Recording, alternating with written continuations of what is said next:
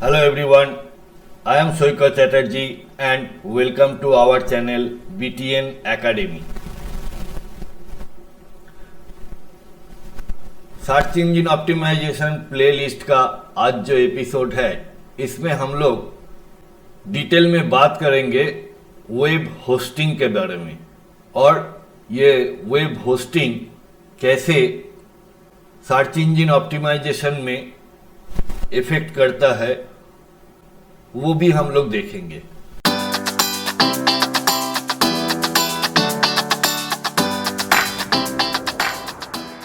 अगर आपने हमारा चैनल को अभी तक सब्सक्राइब नहीं किया है तो please subscribe our channel first and do not forget to press the bell icon ताकि आगे आने वाला जो वीडियोस है उसका नोटिफिकेशन आप तक पहुंच सके। तो चलिए शुरू करते हैं web hosting and its effect on SEO. Last class में हम लोग देखा था कि डोमेन नेम क्या होता है एंड डोमेन नेम कैसे रजिस्टर किया जाता है, लेकिन सिर्फ डोमेन नेम रजिस्टर करने से आपका वेबसाइट लाइव नहीं होता है, क्योंकि डोमेन नेम एक नेम है और आपका जो वेबसाइट है उसमें बहुत सारा फाइल्स होता है और वो फाइल्स रखने के लिए एक सर्वर स्पेस होता है। तो वही सर्वर स्पेस को होस्टिंग बोलता है एंड होस्टिंग चूज करने से पहले आपको क्या क्या चीज याद रखना चाहिए वो हम अभी डिस्कस करेंगे। तो वीडियो का एंड तक देखिए। We will discuss in detail about web hosting. हम लोग यहाँ पे बात करेंगे वेब होस्टिंग का अवेलेबिलिटी, परफॉर्मेंस, सिक्योरिटी, ये सारे चीज का ऊपर होस्टिंग सिलेक्ट किया जाता है। तो डेफिनेशन पे चलते हैं। Web hosting refers to the service that allows individuals or organizations to make their website accessible on the internet. It involves storing website files and data on servers connected to the internet, making the website available to the visitors. That means आपका website का data file जो भी है वो server में रहेंगे और उस सर्वर को इंटरनेट में अवेलेबल करना पड़ेगा। यहां पे आपको बता दूं कि जब भी आप every hosting has its own name server. Name server मतलब उसका जो आईपी है, दैट मीन्स इंटरनेट में उसका जो पहचान है, उसका जो एड्रेस है, that is called name server. Now when you book a domain and you want to relate to your or connect to your web hosting, then you need to put the name server IPs or name server is a domain name as well। तो वो आपको domain के साथ set करना पड़ता है name server section में and ये डीएनएस प्रोपागेट होने में थोड़ा टाइम लगता है। As per standard norms it takes 24 hours to 48 hours। Now we will discuss different aspects of a server or web server. First thing is server storage.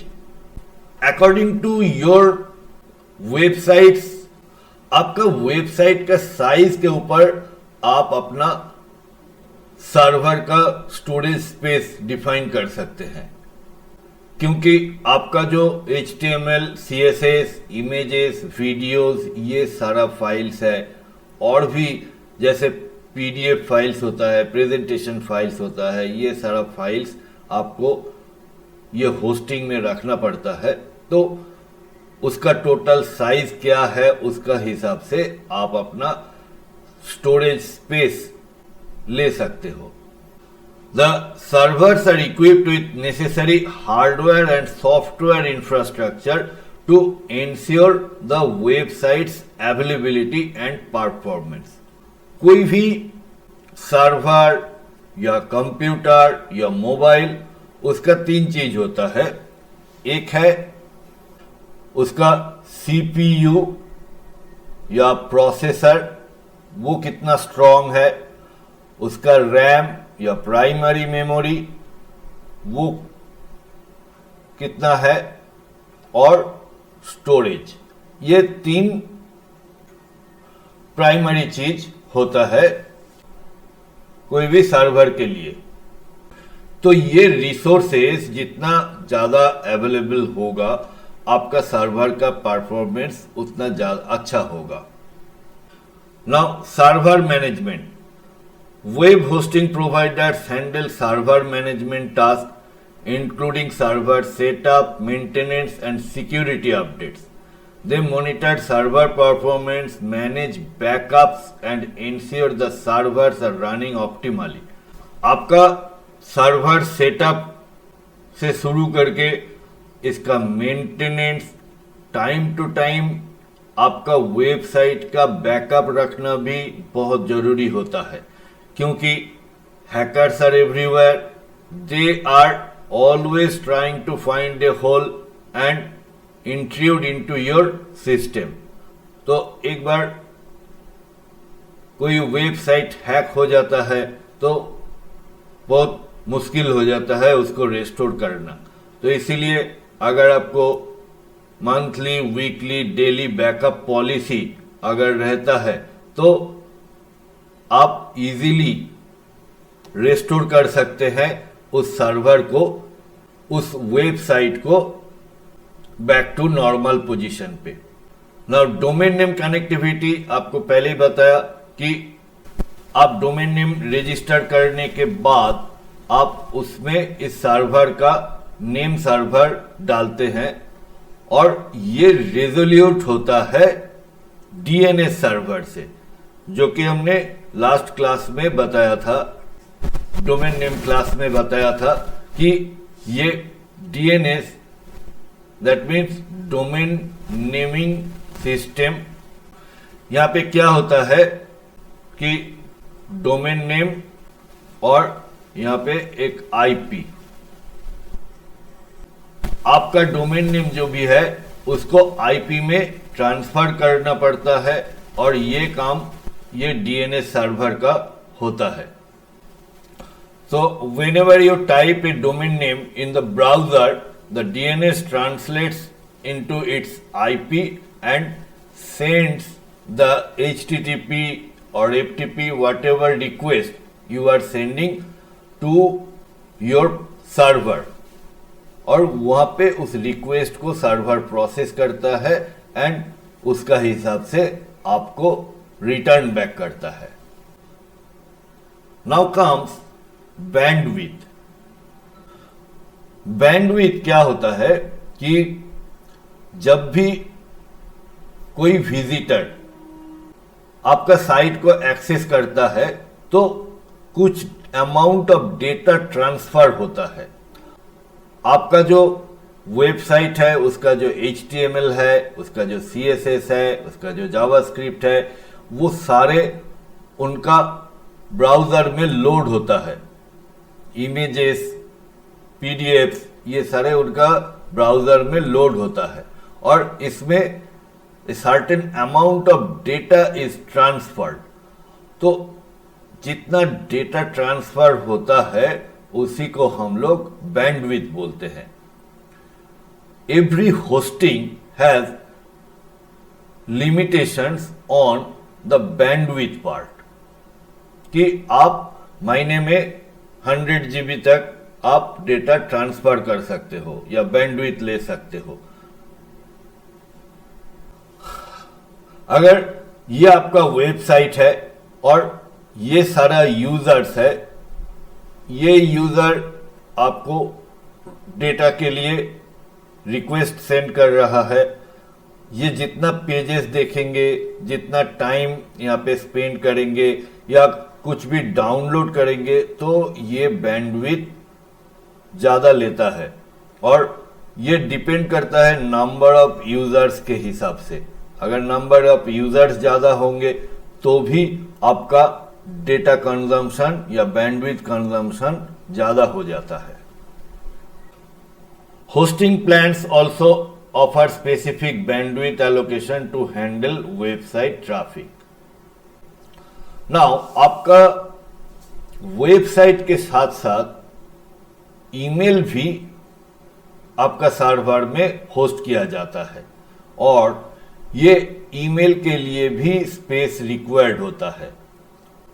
आपका daily और monthly जितना email usage होगा, उसके अंदर जो attachment होगा, तो सारे चीज आपका सेंट मेल्स जो भी है वो भी आपका इसी सर्वर में ही स्टोर होके रहेगा। तो इसीलिए जब भी आप अपना होस्टिंग का स्पेस सिलेक्ट करेंगे तो ये ईमेल वाला पार्ट भी आपको कंसीडर करना पड़ेगा। वेबसाइट के साथ साथ ईमेल स्टोरेज भी आप ही का सर्वर में रहेंगे।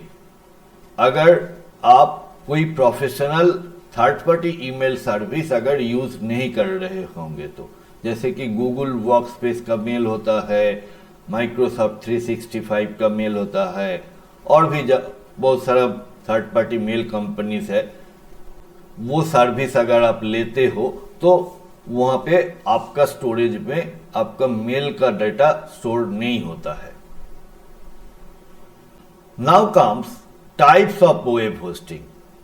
वेब होस्टिंग का भी डिफरेंट टाइप होता है। जैसे सपोज आपका एक नॉर्मल मिनिमम वेबसाइट है जहां पे कुछ चंद लोग विजिट करते हैं, उसके लिए आप अपना एक शेयर्ड होस्टिंग ले सकते हैं। शेयर्ड होस्टिंग का मतलब है यहाँ पे एक सर्वर होगा और इसी सर्वर में बहुत सारा साइट एक साथ होस्ट किया जाएगा, may be in hundreds, may be in thousands even. तो यहाँ पे क्या होता है, शेयर्ड होस्टिंग यूज करने का कुछ shared hostings are very cheap in pricing, but क्या होता है कि शेयर्ड होस्टिंग में दूसरा साइट के लिए आपका साइट इफेक्ट हो सकता है। जैसे कोई इनमें से सपोज ये साइट अचानक कुछ ज्यादा बैंडविड्थ ले लिया तो ये और सर्वर का टोटल बैंडविड्थ जो है उसका ऊपर इसका इफेक्ट आ जाएगा, तो बाकी सारा साइट इस साइट के वजह से स्लो हो जाएगा। और भी एक इशू होता है, जैसे कोई एक साइट से स्पैमिंग हो रहा है, ईमेल स्पैमिंग हो रहा है या अनसॉलिसिटेड ईमेल्स भेज रहा है, तो क्योंकि ये पूरा सर्वर का आईपी एक ही है, तो ये सब जो वेबसाइट्स है ये स्पैमिंग के वजह से उसका आईपी रेपुटेशन खराब हो जाता है एंड ये खराब होने से बाकी सब का ईमेल का ऊपर असर पड़ता है। Now when these websites send mails to somebody, then it lands up in the spam folder। तो ये शेयर्ड होस्टिंग के बाद आता है वर्चुअल प्राइवेट सर्वर, जो कि इससे एक स्टेप ज्यादा है। यहां पे क्या होता है कि आपका एज पर योर रिक्वायरमेंट ये जो तीन चीज है इसका हिसाब से ये सीपीयू कितना कोर आपको चाहिए, कितना रैम चाहिए और कितना स्टोरेज चाहिए, ये आप होस्टिंग कंपनी को बता देंगे तो ये लोग आप इसका हिसाब से एक पोर्शन ऑफ द सर्वर आपको डेडिकेट कर देंगे। जैसे कि 2 core CPU, 4 GB RAM, 200 GB hard disk, ये लेके एक वर्चुअल सर्वर ये बना के आपको दे देंगे एंड इसका आईपी अलग होगा और इसका बैंडविड्थ, सारे कुछ मैनेजमेंट सेपरेट रहेगा। तो इससे क्या होता है कि इसके अंदर आप ही का साइट्स रहेंगे। सपोज आपका एक साइट रह सकता है और 10 साइट रह सकता है, तो ऑल दो sites will be on your server. तो आपका साइट का कंट्रोल आपके पास है, तो इसलिए ये इजी हो जाता है मैनेज करना। इसका कॉस्टिंग शेयर्ड होस्टिंग से थोड़ा ज्यादा होता है, लेकिन this is totally manageable by you. उसके बाद आता है ये डेडिकेटेड सर्वर। डेडिकेटेड सर्वर होता है एक पूरा सर्वर आपको दिया जाता है आपका रिक्वायरमेंट का हिसाब से, एंड यहां पे टोटल कंट्रोल आप ही के पास रहता है।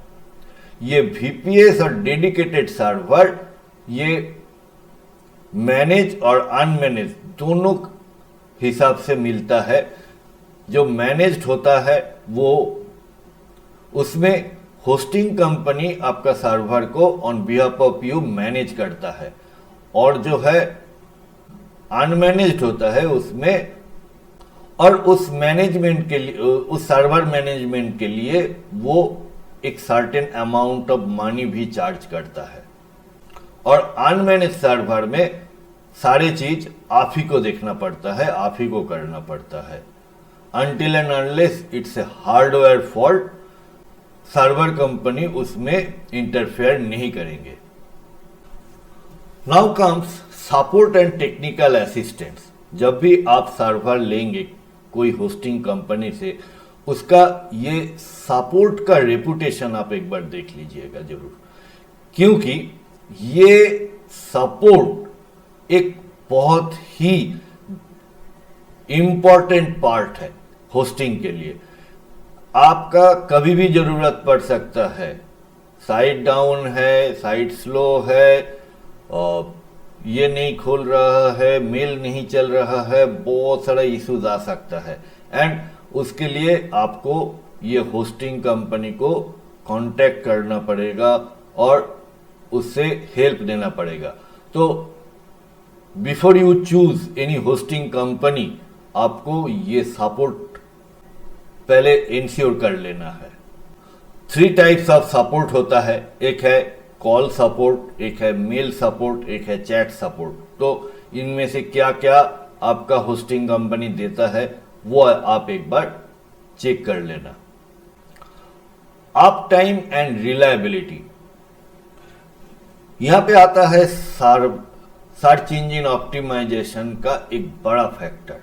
आपका सर्वर अगर डाउन होता है बीच बीच में, तो एसीओ में उसका इफेक्ट जरूर आएगा। आपका सर्वर, आपका साइट अगर स्लो खुल रहा है तो भी ये एसीओ का ऊपर बहुत असर करेगा। इसीलिए ये up time and reliability option is very important in terms of ACO and in perspective of your clients. अगर क्लाइंट्स देखते हैं सर्वर डाउन है, एक बार देखा, 2 बार देखा, तो आपका ऊपर ट्रस्ट चला जाएगा उसका। और दूसरा है ये जो सर्च इंजिन्स का बॉट्स है, क्रॉलर्स है, ये जब ये टाइम टू टाइम आपका साइट विजिट करता है, इंडेक्सिंग करता है, ये हम लोग बाद में डिटेल में पढ़ेंगे। वो जब साइट पे आता है, तब अगर साइट डाउन है तो वो रिटर्न जाके सर्च इंजन को रिपोर्ट करता है कि साइट डाउन था, and your ranking will be down as well. तो इसीलिए जनरली ये सर्विस लेवल एग्रीमेंट होता है। कोई भी अपना ये अप टाइम के बारे में एक सर्टेन लेवल ऑफ अवेलेबिलिटी का सर्विस लेवल एग्रीमेंट होता है। तो ये जितना ज्यादा होंगे उतना अच्छा रहेगा आपके लिए। Now comes one important factor regarding web hosting, that is scalability. Scalability एक ऐसा पार्ट है जहां पे सपोज आपने छोटा शुरू किया, कि आपने सपोज शेयर होस्टिंग से शुरू किया। नाउ आपका बिजनेस साइट दोनों धीरे धीरे ग्रो कर रहा है, तब आप क्या करोगे? यहाँ पे साइट स्लो हो रहा है या डिफरेंट इश्यूज आप फेस कर रहे हो, so there must be option in your hosting provider कि उसको स्केल अप करने के लिए कि आपको ज़्यादा रिसोर्सेज दिया जाए, ज़्यादा रिसोर्सेज एलोकेट किया जाए। अगर bandwidth allocation, CPU allocation, RAM allocation, ये होस्टिंग कंपनी के तरफ से ये कर सकते हैं उन लोग, अगर उनके पास स्केलेबिलिटी का ऑप्शन होता है तो जिस कंपनी का स्केलेबिलिटी का ऑप्शन है उन्हीं के पास से आप होस्टिंग लीजिए। जैसे क्लाउड सर्वर में या डिफरेंट जो बड़ा सर्वर होता है वहाँ पे ऑन डिमांड भी सर्विस मिलता है।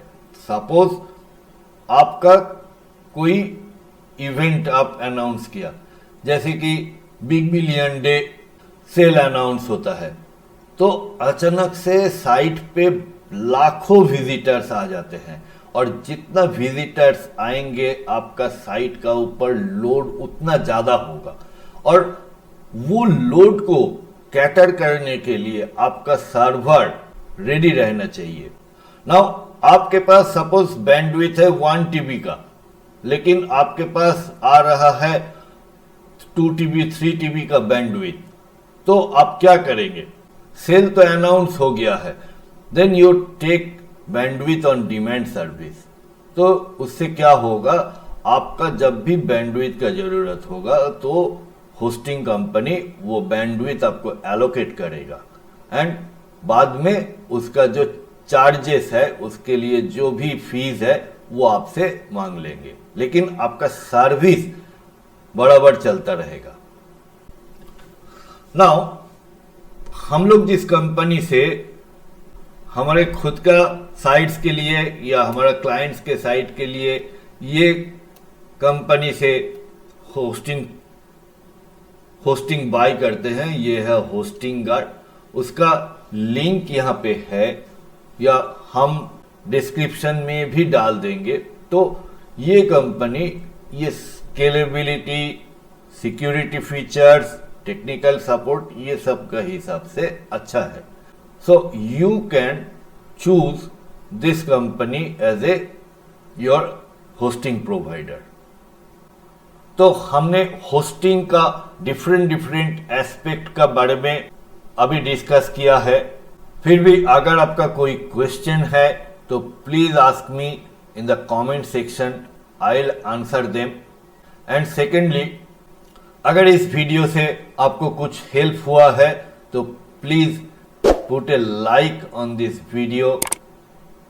आपका एक लाइक हमें बहुत मोटिवेशन देता है और भी ऐसा वीडियो बनाने के लिए।